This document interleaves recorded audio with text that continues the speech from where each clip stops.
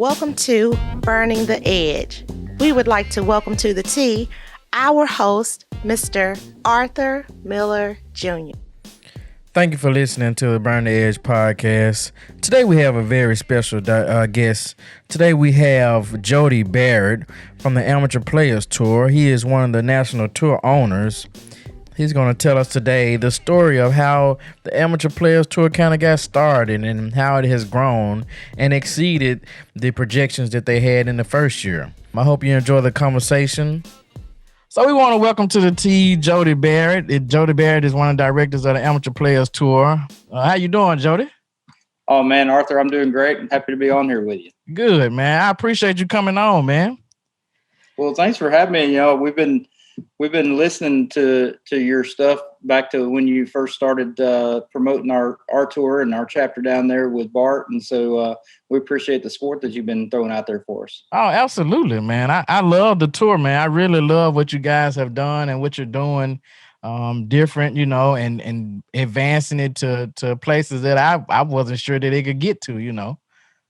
Well, it's been very exciting, you know, as a player that's been involved in competitive golf now, or at least on this am tour level, you know, just kind of in passing as a hobby for probably 9 or 10 years now. You know, it's easy to play in something like that and be involved in an organization and kind of pick out the different pieces that you think could be improved upon, and especially over the course of many years and conversations with, you know, hundreds or dozens, if not hundreds of different players. And, you know, everybody kind of all has their ideas and opinions on what can be done to improve things and make it a little bit better. And so it's exciting to get that opportunity to maybe put some of those thoughts in motion and see how they turn out. Yeah. So what got you to the game of golf? Let's start there. Sure.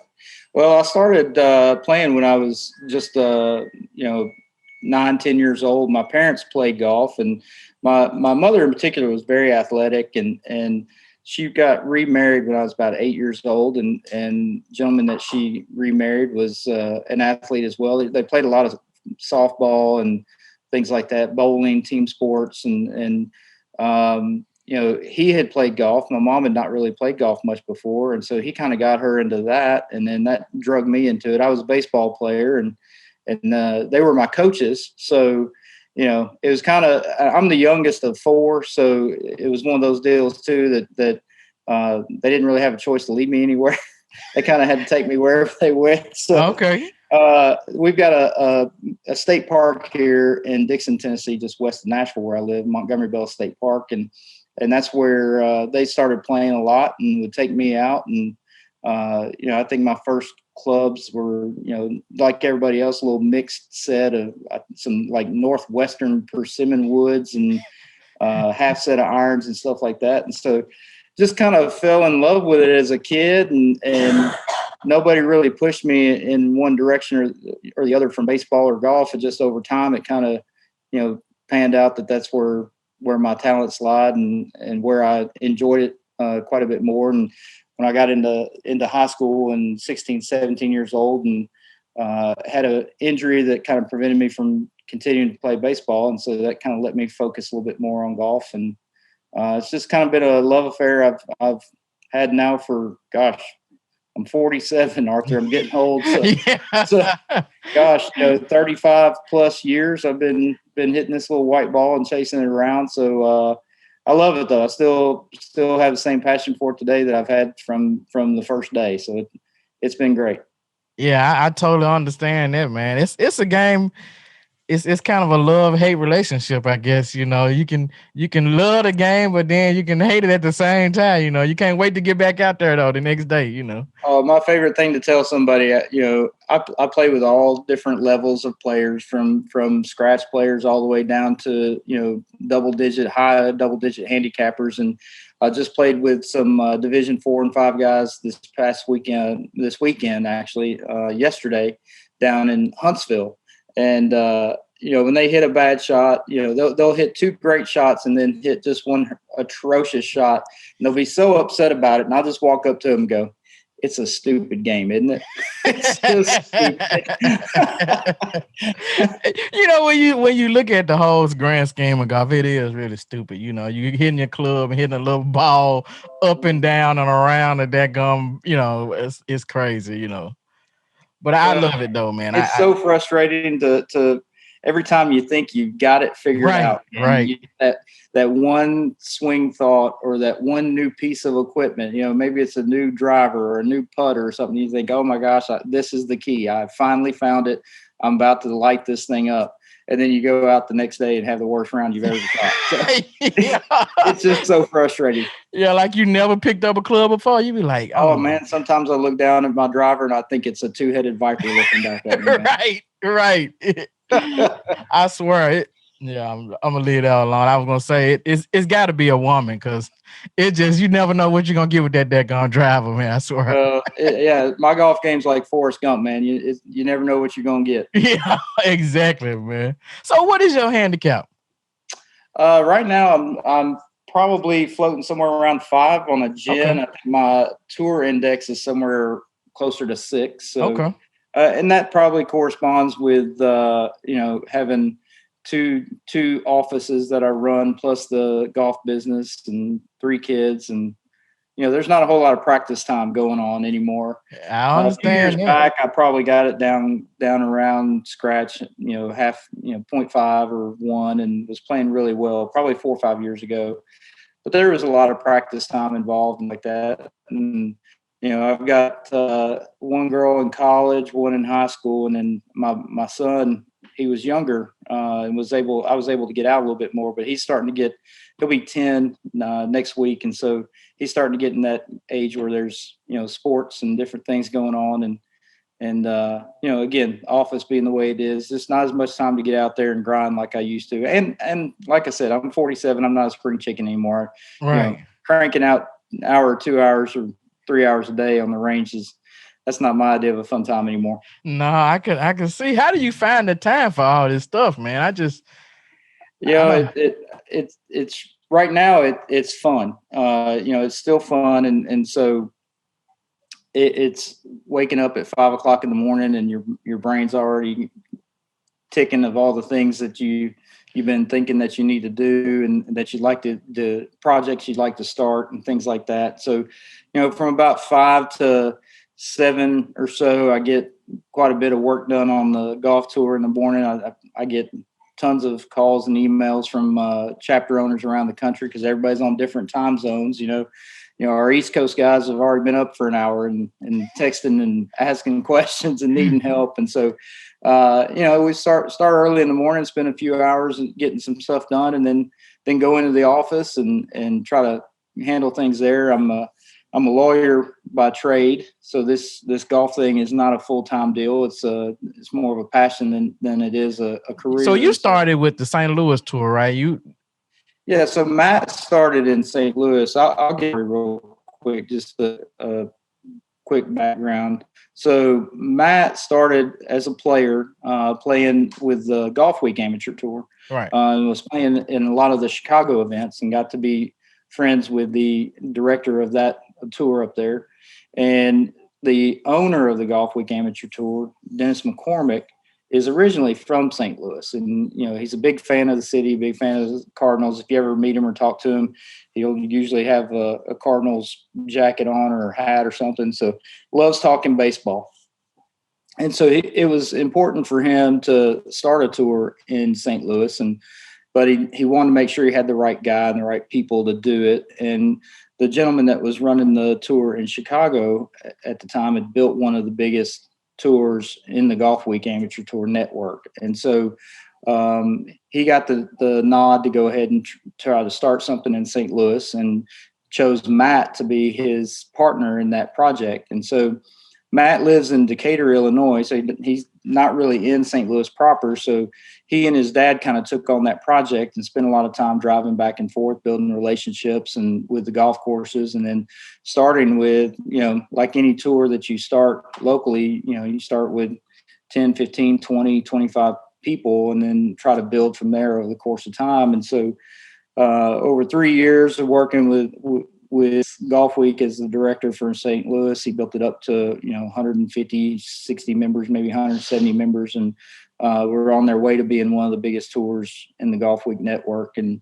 there's some just some differences of opinion and things that happen there. Matt decided it was time for him to kind of take his leave from Golf Week and left there to go on his own and start the Golf Week Amateur or the Amateur Players Tour. And so when he did that, he and I had gotten to be good buddies through an event that we ran in Tunica between St. Louis and Nashville. So I think that was about 2016. We started running that event with each other. And it was called the Tour Players Cup, and it was a Ryder Cup style event, team deal. Previously, Nashville had been doing Ryder Cup events with Kentucky, and Casey Dickinson that ran the Kentucky tour was in charge of that with our guys here in Nashville, Joe Smolera and Chris Guthrie.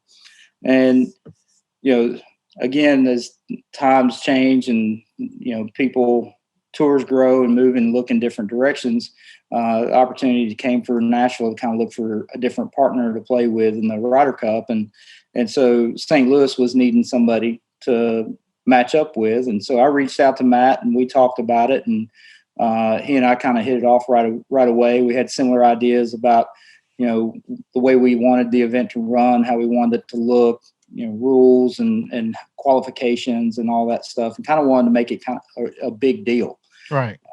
He had that same big vision that I had. So that made it easier for us to kind of work together. And then we found in that first year that, we just kind of hit it off. We had a lot in common, similar backgrounds in golf and experiences from, competition standpoint and things that we've done through, I played in college and he played in some high-end amateur events and played as an amateur in some mini tour stuff. And so we kind of had that similar ideas or similar background and experience about how tournaments should be run and could be experienced. And we shared the same vision that it shouldn't be just the elite high-end amateurs that you see that play out of these super rich clubs that play in all these big USGA events, right? That get to have that experience, right? We thought it should be created, that something should be done to create that same atmosphere and experience for everybody that wants to play in competitive golf, whether you're a +4 handicap or a 22 handicap, right? And so, having that shared vision about how things should be, we kind of poured that into that Ryder Cup event. And, I think our Division 4 and 5 guys probably had the most fun of anybody in those events because, right. They got to play match play and were treated just like, the best players. And it was it was a fun time. It was a fun event. And so, again, doing that together for 3 years. And when Matt decided to leave and go on his own, we kind of talked a lot about what would be the next steps and, where he'd go and what he was going to do, and worked through some of the details to get that started for him. And so 3 years ago, he started the Amateur Players Tour in St. Louis and kind of had to start all over again with 20 or 30 members and build it up. And this year would be I believe the 4th year for the Amateur Players Tour in St. Louis. And last year, at the end of last year, he had over 180 members. So,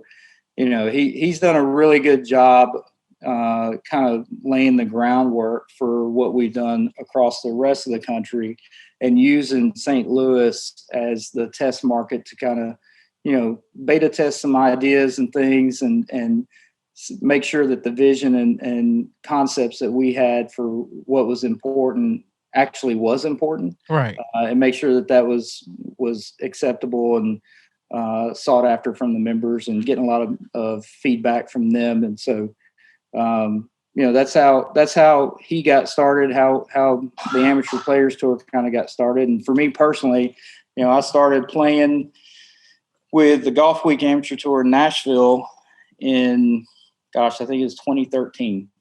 So as I told you, I've gone through different phases of life over the last couple of decades. And Yeah. I'd gotten away from golf for a while, to be honest with you. Really? I did. My kids were younger. So I spent a lot of time with my girls, especially when they were younger, and we went out to go play, and I couldn't get on because they were having a golf week camp tour event. Yeah. And I didn't know anything about it. I didn't even know it existed. I was really just started, like maybe 2 weeks prior to that, picked my clothes back up and decided to go hit some balls again. And my youngest daughter at the time was interested in hitting balls. So we were going to the range and stuff and having fun. And when I saw that the course was taken up and we couldn't get out there and play, so I asked the general manager, Charlie Blunt, I said, hey, what's going on? So he explained it to me and what it was and gave me a flyer. And I was like, well, let me look into it. So like anybody else, I went online, checked it out, and decided I saw that the next tournament they had was at Montgomery Bell, which is the course I grew up on. Yeah. I was like, oh man, competitive golf. I hadn't done that since college. As far as stroke play, I've played in all sorts of scrambles and all the silly stuff. Right. Charity things, but not an individual stroke play tournament. I honestly think my last individual stroke play tournament prior to that was my last college event. So, and that would have been 1996. So it had been a while. Yeah. So I went online and registered and signed up for the event and signed up for a B flight player, which, as you probably recall, Golf Week does the champ A, B, C flight divisions. And Chris Guthrie called me and saw that I'd registered and we'd not met each other before. And so he was asking me some questions, trying to vet and see if I was in the right flight or not. Right. And I just told him, I was like, man, I'll be quite honest with you. I haven't played any competitive golf in 15 plus years. And, I really probably haven't played a full round at that point in probably 2 years. Yeah. I said, but I'll be 100% forward with you. I grew up on this golf course. I know it pretty well. I could shoot 75. I could shoot 95. I have no idea. Yeah. I have no idea what to expect. Yeah. So he said, well, that's fine. Just come on out and, we'll see what you got and go from there. So, went out and proceeded to shoot 72, which is one over on that golf course. Yeah. And when I walked in to hand him my card, I just said, I apologize. You can DQ me. You can, bump me to the next flight, whatever you want to do. I totally understand. And he says, well, we're not going to do that because you're in a playoff. So even shooting one over in the flight that day, I had to go play a playoff against a gentleman. I think it was Danny Mooney, who'd been a member of the tour for several years. And so they didn't penalize me or DQ me. And they let me go out and play a playoff hole. And I managed to win it with a par on the first playoff hole. So that was my introduction to the Golf Week Amateur Tour. Hey, that's a pretty good story right there, man. Yeah, it was good. Yeah. Then the next week or the next tournament, at the time there were 3 owners of the Golf Week Tour in Nashville. It was Joe Smolera and Chris Guthrie, who are now the chapter owners for the Amateur Players Tour in Nashville. But their third partner was Roger Sheaves. So the next event, I got paired with Roger so that he could put an eye on me to find out, to see if I was a sandbagger or, what was going on. Yeah. And the funny thing is that was the first time I met Roger. And since that round, he and I have become best of friends. Really? We've played literally hundreds of rounds of golf together, traveled all over the world. Roger's been to Scotland with me and, he became my closest golf buddy. And so it's funny how these tours really become an avenue just to meet some of your lifelong best friends. Oh, absolutely, man. I was telling the guy one day the other day, I was like, man, playing in those nationals, like you meet people from every freaking where. You know, I met a guy from West Virginia. I was joking. I was like, man, how many people live in West Virginia? Maybe 1,000. And I get to play, you know, on the golf tour with this guy. You know, it's crazy. I met a guy he was from Ireland, but he stayed in Vegas. And you couldn't tell he still wasn't in Ireland, you know, the way he talked, you know. Yeah. You're like, hold on, his dialect. say that again. Yeah, exactly. You know, and but I mean, it's really been amazing. Just the people that you meet, you play with, all kind of different personalities. You know, I play with guys from New York, and I totally understand now why people think that New Yorkers are buttholes and they're so arrogant and stuff. I totally get it now. I totally get it. Well, it's funny. We had our first big major event at TPC San Antonio. Yeah, I was there. March. You were there, and that's probably where it was the New York guys. Yeah, I met them too. I was the first tee announcer for that tournament, and so I got to introduce. I met everybody in the entire field, you know, handing out scorecards and the rules and all that, and then announced everybody. So over the course of 2 days, I got to meet everybody twice at least. But I got the biggest kick out of sitting there while we're waiting for the fairway to clear. You know, you get 5, 10, 15 minutes of chat time with these guys. And I just got the biggest laugh out of watching the New York guys and the Texas guys interact with each other. Yeah, that was amazing. But the funny thing is, by the end of the weekend, they were all best of friends. Oh, yeah, absolutely. Yeah. You played with the guy was from New York. He bought him a cowboy hat because he said, man, you can't come to Texas and not buy a cowboy hat, man. And I played with that guy on the first day. I know exactly who you're talking about. Yeah, I played with him the second day. He wore it the whole round, man. I was like, man, it's like, you know, you just meet all kinds of people. Man. It's really fun, though. It really is, man. So tell me this. How do y'all build from, I guess, St. Louis having, let's say, I don't know how many had when y'all started to go national or whatever. We'll say 150 or whatever. How do you get from St. Louis with 150 members to North America wide? And I don't know how many members we probably have now. How many members do we have now? Yeah. And so I reached out to a buddy of mine that worked at Golf Week magazine, and I asked him, I was like, because they're in Orlando too, so they all know each other. And I asked him, I said, hey, what are the chances that Golf Channel doesn't come back at all, the AM Tour? Like, is there a decent chance that they just decide this isn't worth their effort anymore? And he texted me back. He said 90-10 that they'll shut it down permanently. Permanently, yeah.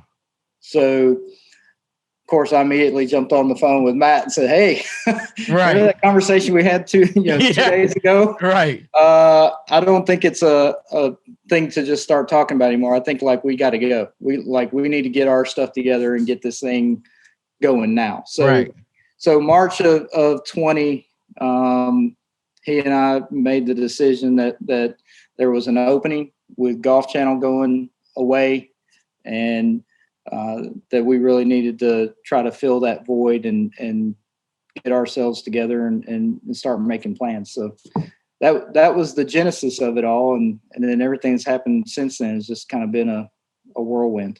Yeah.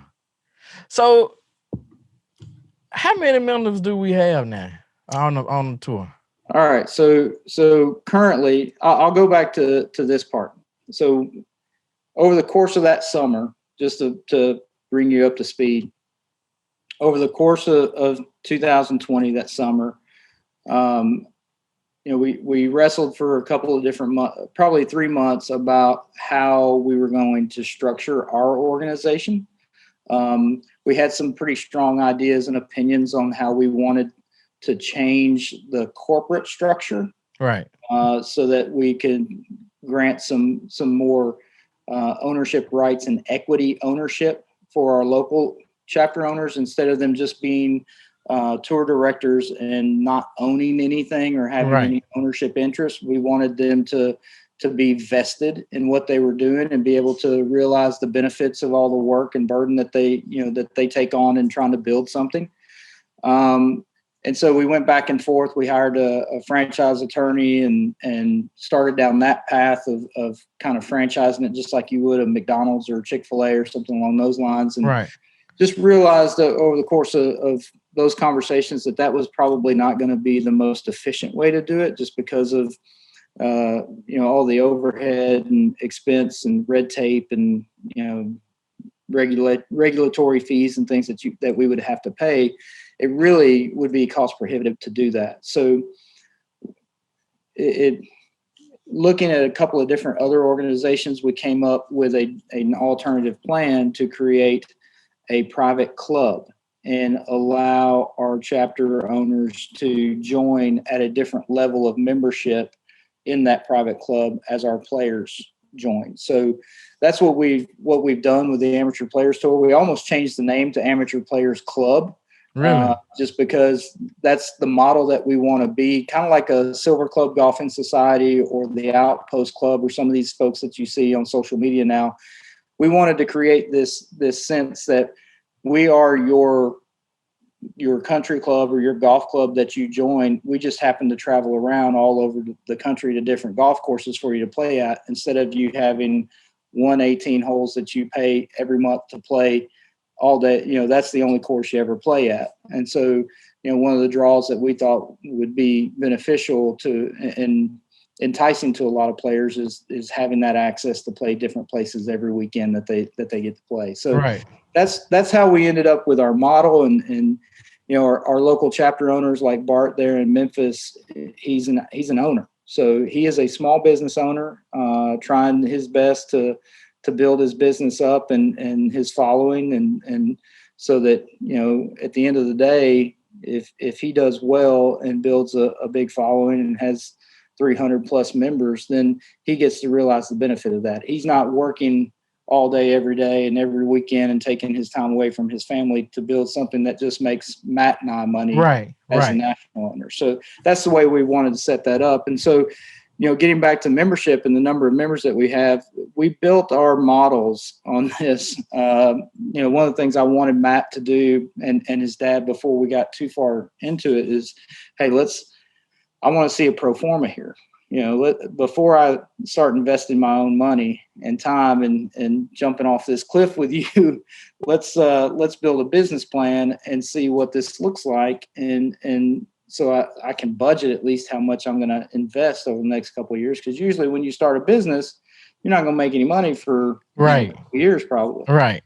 So we built all of our models. We thought, well, we feel pretty solid at Nashville and St. Louis, and we might be able to get Memphis and a few others around here locally. And then there's a couple over maybe in the Carolinas we might be able to get started. And we had a couple other friends that we knew would start from scratch. And so based on all that, we're like, well, we may have 8 or 9 chapters to start. We'll dream big and draw this thing out to like 12 to 15 chapters. If we just hit an absolute home run, we'll have 12 to 15 chapters by the end of the year, by the end of year 1. All right. And with that 12 and 15 chapters, some of them are going to be bigger, some of them will be smaller, but maybe we'll just say they average out at 80 to 100 members. And so, we'll probably have 1,200 to 1,500 members. And we were thinking that it would take all of 2021 to get there. Right. By the time we get to the end of our North American Championship, then maybe we'll have 1,500 members in the bank.